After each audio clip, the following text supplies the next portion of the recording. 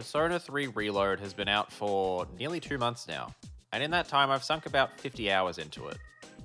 As with most games that I engage with that I want to talk about in a video, I wanted to give myself a bit of time to sit with it, while also allowing myself to actually, play it. I've only been playing it on stream, so that's why I'm so far behind everyone else. I was going into P3 Reload with no expectations on what was in store for me. I'd managed to avoid pretty much anything Persona 3 related prior to this version's release. Despite wanting to, I never played any of the previous versions, mainly because I couldn't decide which one to play. I had heard that the original is good, but Fez is a must-play for the added content, but at the same time, Portable adds really good stuff as well, like the female protagonist and party control.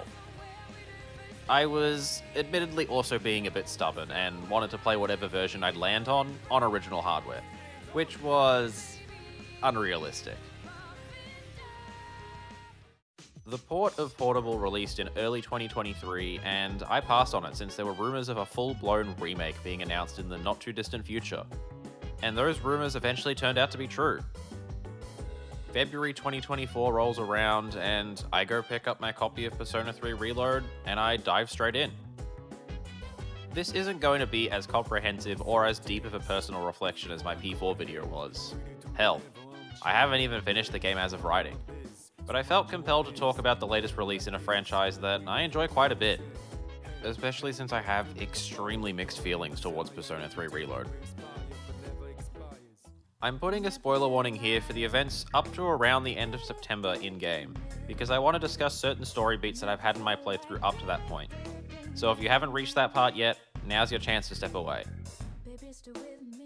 Throughout my playthrough, I was dot pointing my thoughts, mostly focusing on aspects that I liked and really didn't like. I essentially broke it down into two chunks: the early hours of the game, and everything after around the 25-hour mark. I'm going to be flip-flopping between the more positive and negative aspects of Reload because honestly, I don't know where I sit with it at the moment. This isn't going to be as heavily scripted as my usual videos.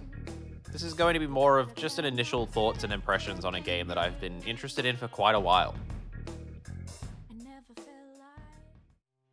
Looking back at the notes I made during those opening hours is fascinating, considering my thoughts on the game several hours on. There's going to be a fair bit of negativity here, but I'll do my best to highlight the stuff that I liked in the early hours too. Something that stood out to me while playing through the early hours of Reload was the subconscious comparisons to 4 and 5 that I would make. RPGs rarely hook me, and when a typical campaign lasts nearly 100 hours, spending the first dozen or so being disengaged with the plot is going to make me bounce off it. It's happened with many RPGs before, and it almost happened with Reload.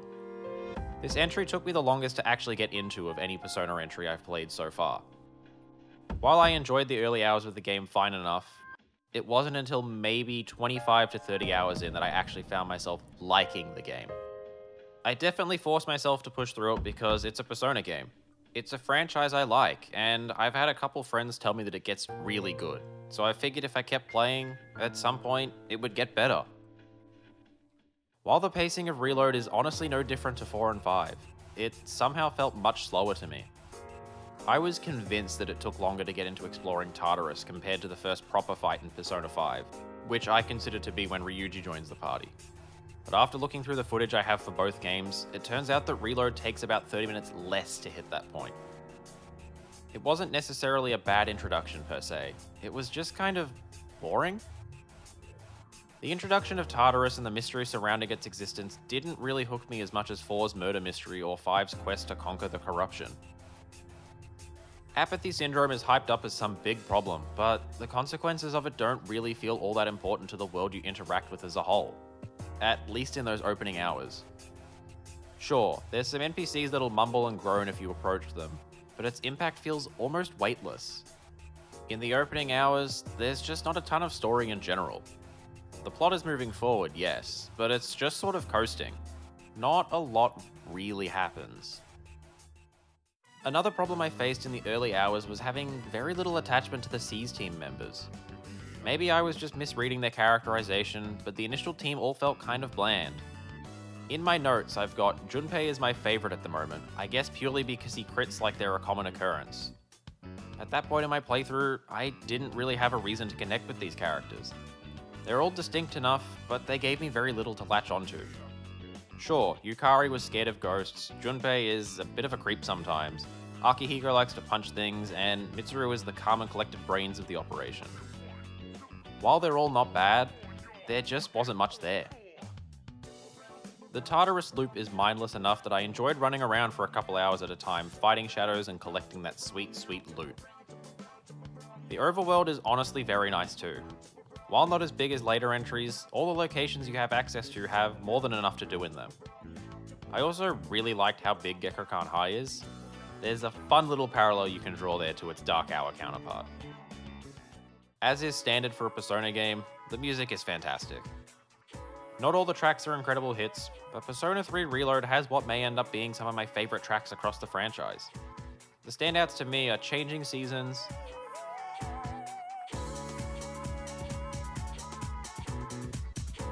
Color Your Night,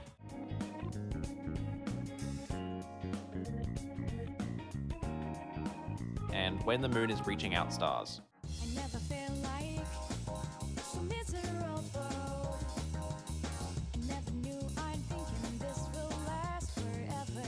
I've seen some people say that the new version of Mass Destruction is nowhere near as good as the original, and I gotta say, it's not that bad. Both versions are still really good. Keeping up with the tradition post-Persona 5, the UI work is absolutely phenomenal. It's not as flashy and as in-your-face as Persona 5's, but I think that works in Reload's favour. It's slick without being too distracting, and everything is just so pleasant to look at. I had several instances where people who hadn't played a Persona game before would come into stream and comment on how gorgeous the UI looks and moves. It's a true testament to the team's hard work because people really like it, myself included.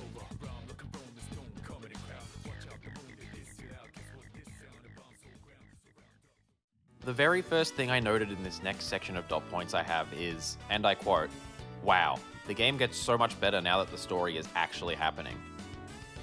For reference, this is not long after Fuka joins the team and you fight the Shadow in the hotel. A lot of the gripes I had with early Reload are seemingly fixed now. While there's not explicit social link lines for the SEES members, at least for right now, maybe there is later, I actually don't know. At the very least, you can hang out with them around the dorm. Read a book with them, watch a movie, make some food, or on the rare occasion you can find them bumming around town. Having the ability to spend my free time with members of the team one-on-one really helps me to feel more connected to them. There's actual character in these characters that you don't really get the full scope of in main plot cutscenes. Once you and the team head off to Yakushima, the story really starts to pick up. You meet Mr. Kirijo and learn so much more about what happened with the Kirijo group and their experiments 10 years prior to the events of Reload. Strega, the seemingly villain group of the game, are starting to have more of a presence in the plot, and they're actually interacting with the SEES team now. Granted, their reasoning for wanting to stop SEES from destroying the Shadows so far essentially boils down to, Personas are cool and we like having them because it makes us powerful. Don't get rid of that. Which is fine enough. However, I'm really interested in anything to do with Takuya. There's this moment where you have a chat with him and it's honestly really interesting. He brings up the idea of you doing everything you're doing for some sort of savior complex, which is such a nice little seed planting moment. Persona stories aren't necessarily these deep philosophical narratives, but I really hope they do more with this idea as the story goes on. Also, anything surrounding Shinji is just really intriguing too. He's almost comically edgy, and I find that really cool. I recently had a moment in the main story where Akihiko confronted him, and their dynamic is really good and interesting. I need more moments like that. Hopefully, as I keep getting through the game, I learn more about what happened when Shinji, Akihiko, and Mitsuru were running around Tartarus.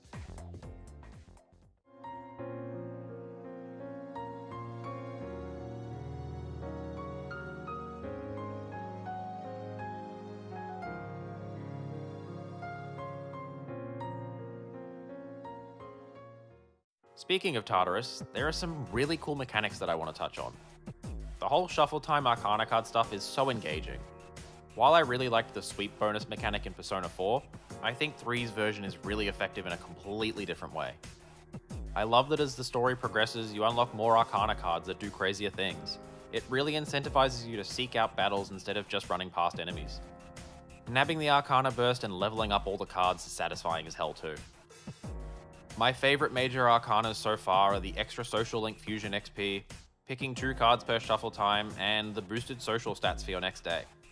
Combine all of the shuffle time stuff with the Fortune Teller, rescue missions, and Menard doors, and you've got a really enjoyable grinding experience. While I don't want to spend all my time in Tartarus, I find myself in there quite a bit. Almost every stream I'll be in there for at least an hour. On some occasions I've really got to force myself to go in, but once I'm in there, I suddenly lose a couple hours of my time. It's a much more fulfilling grinding experience than running through previous dungeons or mementos in 4 and 5 respectively. This is somewhat related, but I do really like that the Seas team isn't just people from your high school. It's nice to have a variety in the cast, and I wish more entries included party members that aren't just your peers from school. I'm just putting it out there that I haven't engaged with anything from Persona 1 or 2, so my intel isn't completely accurate. I mean, look, there's a dog on the team for crying out loud, and he's a very good boy. I love Koromaru. Overall, I think the social links in Reload might be the strongest of the entries I've played. While the story arcs for most of them do seem to fall into a formula of meet character, learn a bit about them, find out about some very traumatic event that happened or is happening, help them through it, best friends. The characters are strongly written, and some of the stories are real tearjerkers.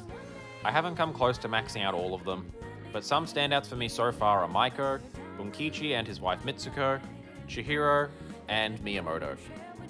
The social link stories in Reload may not be as deep as later entries, especially when compared to party members' stories in 4 and 5, but no other social link has made me cry quite like Maiko's did. If that isn't a sign of a strong storyline, I don't know what is. Most importantly though, you can unlock a social link with the best Persona character, Tanaka, so how can I not immediately call Reload the best in the series?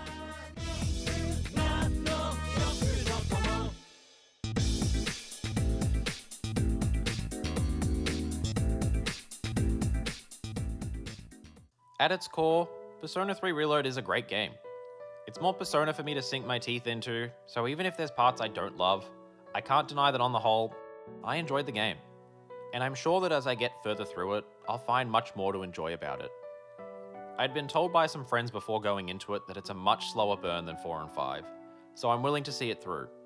Especially since everything started ramping up and that early game boredom started to chip away into an experience that I quite enjoy.